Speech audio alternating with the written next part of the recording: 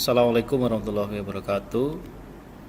Alhamdulillahirabbil alamin, bihi nasta'in ala umuri dunya waddin. Shalatu wassalamu ala asrofil anbiya'i wal mursalin sayyidina wa maulana Muhammadin wa ala alihi washabbihi ajmain, amma ba'du. Apa kabar anak-anakku sekalian dari 10 MIPA 1 sampai 8 dan 10 IPS 4? Semoga anak-anakku semua selalu diberikan keberkahan oleh Allah Subhanahu wa taala dan diberikan kesehatan beserta keluarganya. Oke, pada kesempatan hari ini kita akan memasuki materi pada bab 4 pada mata pelajaran Pendidikan Agama Islam dan Budi Pekerti.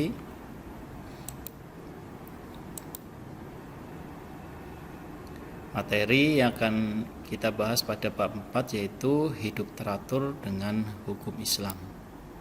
Sebelum pembelajaran dimulai, mari kita berdoa sehingga kita diberikan keberkahan dalam menuntut ilmu. Allahumma amin. Berdoa mulai. Raditu billahi robba wa bil islami dina wa bi muhammadin nabiyya wa rasulah rabbi zidni ilma warzuqni fahma. Allahumma amin. Anakku sekalian, pada bab 4 ini dengan materi hidup teratur dengan hukum Islam atau bisa dikenal dengan sumber hukum Islam itu terbagi menjadi 3. Jadi Islam mempunyai sumber hukum Islam ada 3 secara umum. Yang pertama adalah Al-Quran, yang kedua adalah Al-Hadis, yang ketiga adalah ijtihad. Nah, nanti akan kita bahas yaitu Al-Quran dari sejarah, pengertian, kedudukan, dan fungsi Al-Quran. Dari hadis, dari pengertian, kedudukan, dan fungsi. Dan nanti dari ijtihad juga dari pengertian, kedudukan, dan fungsi ijtihad. Yang akan kita bahas pada pertemuan ini adalah materi Al-Quran. Nah, perlu diketahui kompetensi inti dalam bab ini yaitu menghayati dan mengamalkan ajaran agama yang danutnya. Pada KI 3, memahami dan menerapkan pengetahuan faktual, konseptual, prosedural dalam ilmu pengetahuan, teknologi, seni budaya, dan humaniora dengan wawasan kemanusiaan, kebangsaan, kenegaraan, dan peradaban terkait fenomena dan kejadian serta menerapkan pengetahuan prosedural pada bidang kajian yang spesifik sesuai dengan bakat dan minatnya untuk memecahkan masalah.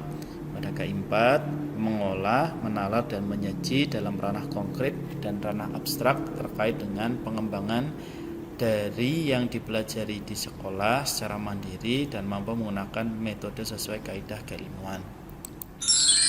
Nah, kompetensi dasar pada bab ini yaitu berpegang teguh kepada Al-Quran dan hadis dan ijtihad sebagai sumber hukum Islam. Yang selanjutnya adalah 1.3, meyakini kebenaran hukum Islam. Sumber hukum Islam. Jadi kita ke yang pertama tadi yaitu Al-Quran. Nah, yang kedua adalah as-sunnah atau ijtihad. Yang ketiga adalah ijtihad. Tadi yang kedua adalah as-sunnah, yang ketiga adalah ijtihad. Nah, as-sunnah bisa dibagi lagi yaitu atau hadis itu berdasarkan kualitasnya itu ada hadis sahih, ada hadis hasan, dan ada hadis dhaif. Nah, dari sisi bentuknya itu ada 3 juga yaitu hadis qauliyah, hadis fi'liyah, dan hadis takririyah. Nah, dari sisi perawi itu ada hadis mutawatir, ada hadis masyhur, dan hadis ahad. Nah, dari ijtihad ini sendiri ada beberapa metode ijtihad pengambilan hukum. Yang pertama adalah ijma, qiyas, ihtisan, istishab, dan maslahah wal mursalah, dan yang terakhir adalah urf. Nah, definisi sumber hukum Islam adalah segala sesuatu yang melahirkan atau memunculkan aturan yang memiliki kekuatan bersifat mengikat. Berarti namanya sebuah hukum pasti bersifat mengikat. Aturan itu baik secara individu maupun kelompok. Jika dilanggar atau diabaikan akan mendapatkan sanksi atau dosa. Karena ini terkait dengan hukum Islam, berarti sanksi yang ketika tidak menjalankan hukum itu akan mendapatkan dosa.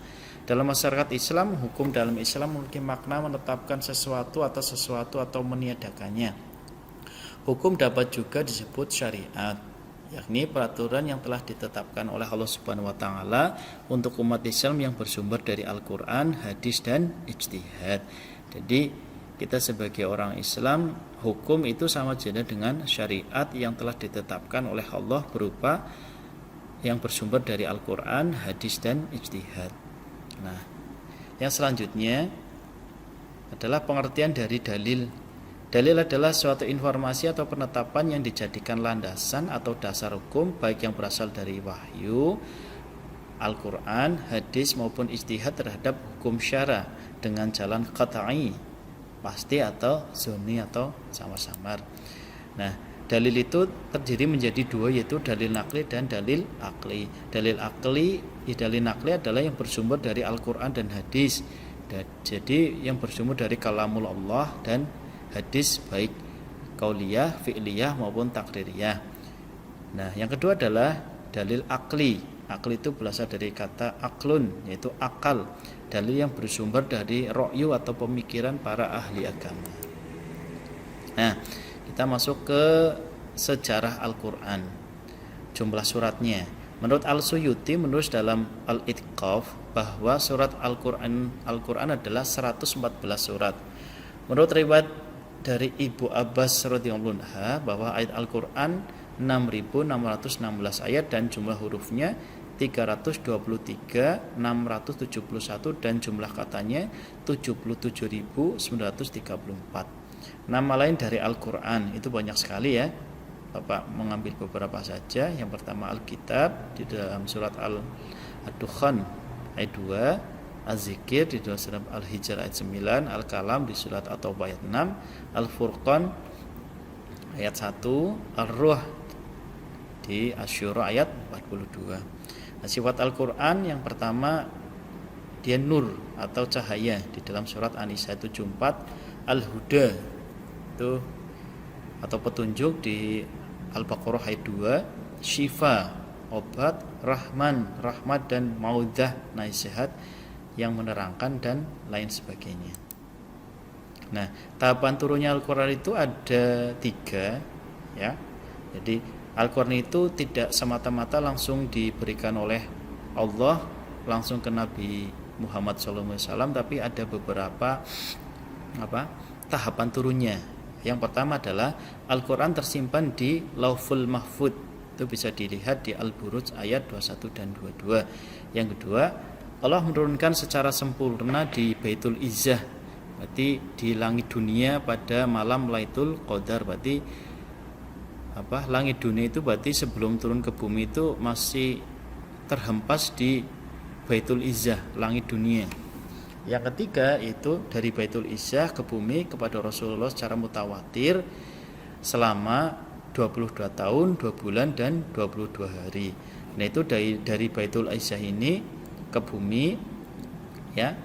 Ini disampaikan langsung oleh malaikat Jibril, baru langsung kepada Rasulullah SAW secara mutawatir. Mutawatir itu pengertian itu secara bertahap, itu selama 22 tahun, 2 bulan dan 22 hari. Itu bisa dilihat di surat Al-Isra ayat 6. Nah, bagaimana cara Al-Quran diturunkan? Yang pertama, dengan pemberitahuan langsung ke dalam jiwa Nabi, seperti mimpi Nabi Ibrahim ketika diperintah untuk menyembelih anaknya. Yang kedua, dengan cara penyampaian takbir. Yang ketiga, dengan cara melalui perantara malaikat, baik dengan bentuk asli atau menyerupai manusia, seperti malaikat Jibril yang bertemu dengan Rasulullah yang menyamar menjadi laki-laki. Nah, cara Rasulullah menerima wahyu, yang pertama, malaikat mewahyukan Al-Quran ke dalam hati Nabi Muhammad SAW. Yang kedua, malaikat menampakkan diri kepada Nabi Muhammad berupa seorang laki-laki yang mengucapkan kata-kata kepadanya sehingga beliau mengetahui dan hafal akan kata-kata itu. Malaikat itu adalah Jibril alaihissalam. Yang ketiga adalah wahyu datang kepada Nabi dalam gemerincing lonceng. Ini merupakan cara Rasulullah menerima wahyu yang sangat sulit diterka atau dipahami oleh beliau. Yang keempat adalah malaikat menampakkan dirinya dalam wujud yang asli. Itu sama tadi kayak poin yang kedua ini tadi, menampakkan dirinya berupa seorang laki-laki.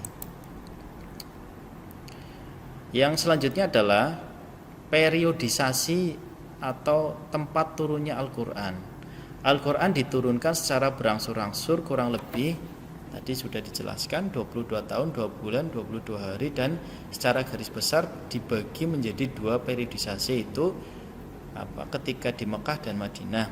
Makanya surat-surat yang turun di Mekah dinamakan surat Makkiyah, surat yang turun di Madinah disebut surat Madaniyah. Nah, ini Mekah di Makkiyah jumhur ulama kurang lebih 12 tahun 5 bulan atau 13 hari. Tapi biasanya dibulatkan menjadi 13 tahun. Jadi periodisasi atau dakwah Rasulullah di Makkah selama 13 tahun.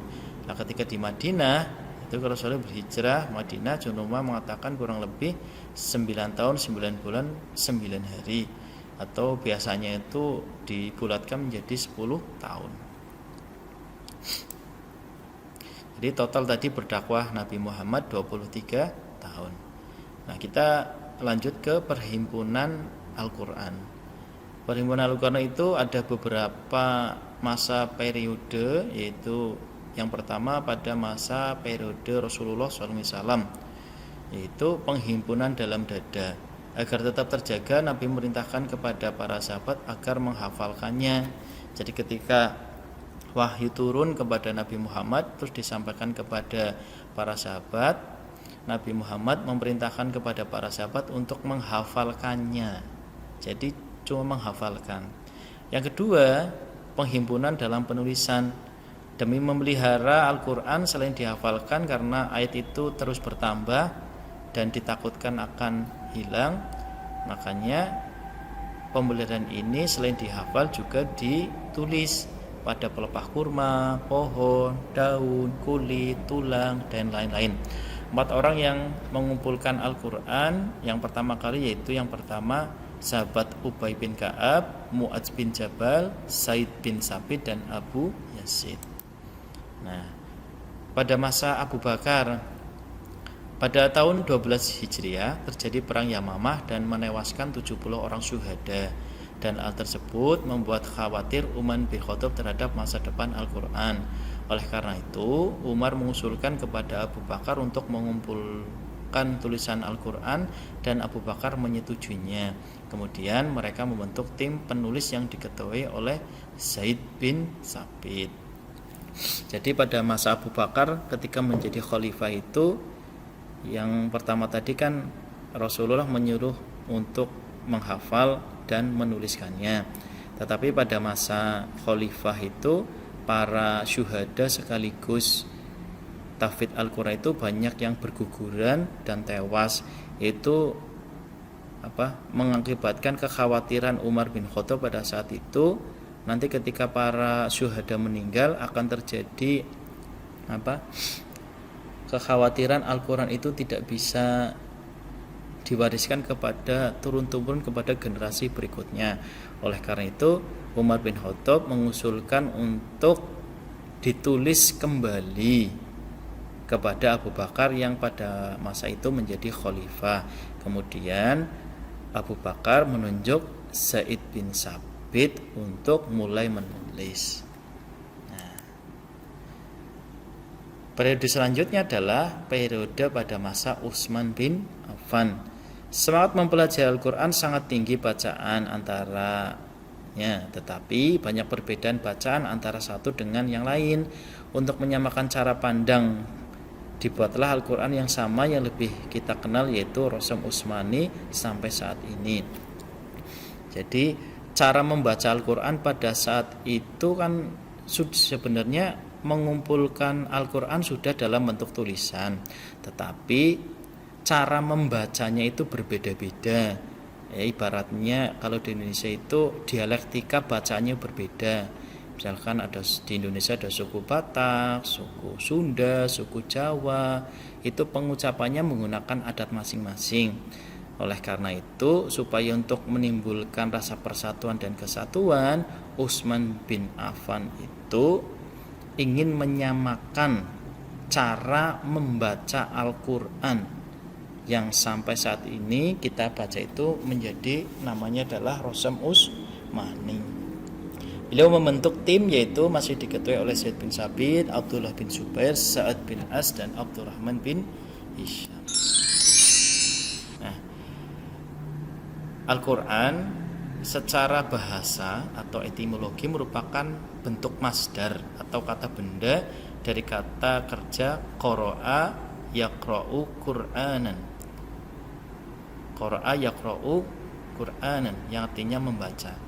Secara syariat terminologi adalah kalam Allah Ta'ala yang diturunkan kepada Rasul Nabi Muhammad SAW melalui malaikat Jibril, dan penutup para nabinya Muhammad SAW diawali dengan surat Al-Fatihah dan diakhiri dengan surat An-Nas. Nah, nama-nama Al-Quran ya tadi udah, tapi perlu dijelaskan lebih rinci lagi. Yang pertama Alkitab. Kitab itu kan kitabun kalau dalam bahasa Arab itu yang artinya buku. Kitab Al-Quran yang tidak ada keraguan padanya, hudal lil muttaqin, itu pada surat Al-Baqarah ayat 2. Al-Furqan, pembeda antara yang benar dan salah. Az-Zikir, pemberi peringatan. Al-Mau'izah, pelajaran atau nasihat. Yang kelima Asy-Syifa, sebagai penyembuh. Yang keenam adalah al-hukum atau peraturan. Yang ketujuh adalah al-hikmah. Terus ada al-huda tadi sama dengan di Al-Baqarah ayat 2. Di sini dijelaskan di surat Al-Jin ayat 13. At-Tanzil, yang diturunkan. Ar-Rahmat, karunia. Ar-Ruh, al-Bayan. Nah, al-Bayan adalah penerang. Al-Kalam, ucapan atau firman. Al-Busyra, kabar gembira. An-Nur, cahaya. Al-Basyir, pedoman. Al-Balag, penyampaian kabar. Al-Qaul, perkataan ucapan. Nah, itu tadi nama dalam Al-Quran. Nah, ini ada kedudukan dan fungsi Al-Quran. Kedudukan Al-Quran sebagai kitab Allah Subhanahu wa Ta'ala menempati posisi sebagai sumber pertama dan utama dari seluruh ajaran Islam, baik yang mengatur hubungan manusia dengan dirinya sendiri, hubungan manusia dengan Allah Subhanahu wa Ta'ala, hubungan manusia dengan sesamanya, dan hubungan manusia dengan alam. Nah, fungsinya apa? Sebagai petunjuk atau pedoman bagi umat manusia dalam mencapai kebahagiaan hidup di dunia dan di akhirat.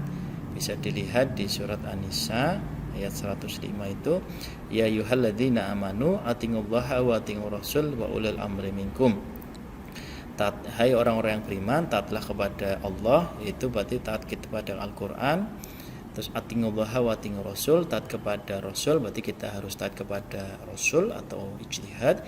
Yang ketiga adalah wa ulil amri minkum, taat kepada pemimpin. Pemimpin bisa, kalau di dalam sumber hukum Islam lebih identik kepada ijtihad, karena ijtihad itu diambil dari tadi dalil akli, yaitu pemikiran para ulama. Nah, di sini juga ada dijelaskan ya, innal anzalna ilaika kitabe bil haqqi litahkuma bainan nasi bima araqallahu wa la takul lil khainina khasima. Sungguhnya kami telah menurunkan kitab padamu dengan membawa kebenaran, supaya kamu mengadili antara manusia dengan apa yang telah Allah wahyukan kepadamu, dan janganlah kamu menjadi penantang orang-orang yang tidak bersalah karena membela orang-orang yang khianat.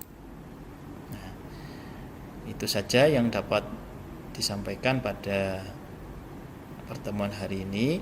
Nanti kita lanjutkan kepada video yang membahas terkait dengan hadis dan ijtihad.